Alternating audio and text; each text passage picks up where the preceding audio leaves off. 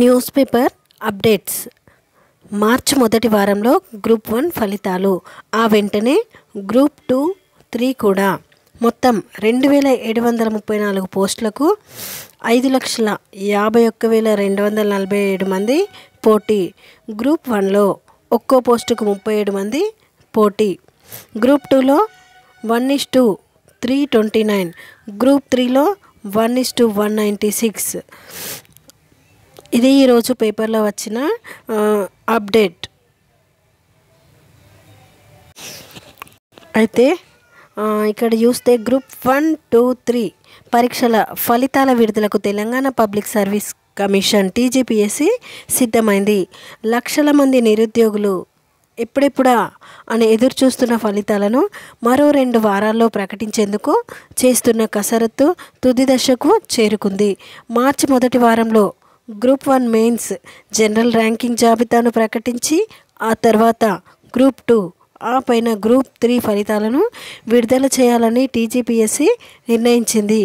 ఒకే అభ్యర్థి 2-3 పోస్టులకు ఎంపికై ఆ తర్వాత ఖాళీలు మిగలకుండా ఉండేలా వ్యూహాత్మకంగా ఒకదాని తర్వాత మరో పరీక్ష ఫలితాలకు సిద్ధమైంది.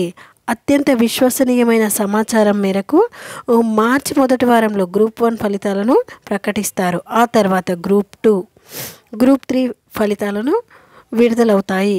ఈ 3 పరీక్షలకు సంబంధించి 2734 పోస్టులకు గాను 5,51,247 మంది అభ్యర్థులు పోటీ పడ్డారు. ఈ విధంగా ఈ జాబ్స్ గ్రూప్ 1, గ్రూప్ 2, గ్రూప్ 3 ఈ జాబ్స్ నోటిఫికేషన్ ఎగ్జామ్స్ అయితే అయినాయి కదా, వీటి ఫలితాల గురించిన అప్డేట్ అనేది పేపర్లో ఇవ్వడం జరిగింది. నెక్స్ట్, నేడు రేపు వార్డెన్ అభ్యర్థులకు certificate verification. Hostel welfare officer పోస్టులకు గాను 4వ విడత అభ్యర్థుల సర్టిఫికేట్ వెరిఫికేషన్ ప్రక్రియకు మంగళ, బుధవారాల్లో నిర్వహించనున్నట్లు TGPSC కార్యదర్శి నవీన్ నికోలస్ తెలిపారు.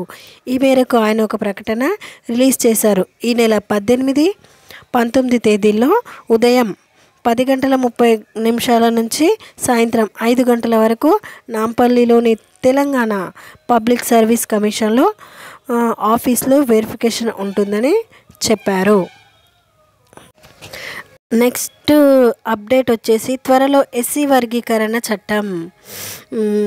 ఆ వెంటనే 25,000 పోస్టుల భర్తీకి నోటిఫికేషన్. వర్గీకరణను అమలు చేసిన తొలి రాష్ట్రంగా తెలంగాణ. SC వర్గీకరణ అమలు ఘనత సీఎం రేవంత్ రెడ్డిదే. ఆరోగ్య శాఖ మంత్రి రాజా నరసింహ. ఇక్కడ వివరాలు చూస్తే సుప్రీంకోర్టు తీర్పు రాష్ట్ర ప్రభుత్వ కృతనిశ్చయంతో SC వర్గీకరణ సాధ్యం అయిందని మంత్రి దామోదర రాజనరసింహ అన్నారు. మరో 15-20 రోజుల్లో SC వర్గీకరణ చట్టం రాబోతున్నదని, చట్టం రాగానే 25,000 పోస్టులతో ఉద్యోగ నోటిఫికేషన్ విడుదల కాబోతున్నదని చెప్పారు. సోమవారం హైదరాబాద్ టూరిజం కన్వెన్షన్ హాల్లో SC వర్గీకరణపై మాదిగ సామాజిక వర్గ నేతలతో మంత్రి దామోదర సమావేశమయ్యారు. ఈ సందర్భంగా ఆయన మాట్లాడుతూ సుప్రీంకోర్టు తీర్పు వచ్చాక 6 నెలల్లో 90% వర్గీకరణ పూర్తి చేశామన్నారు.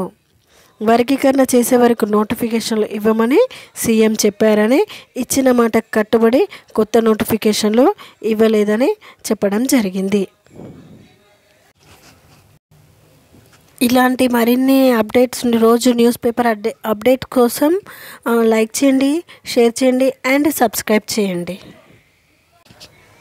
Thank you for watching my videos.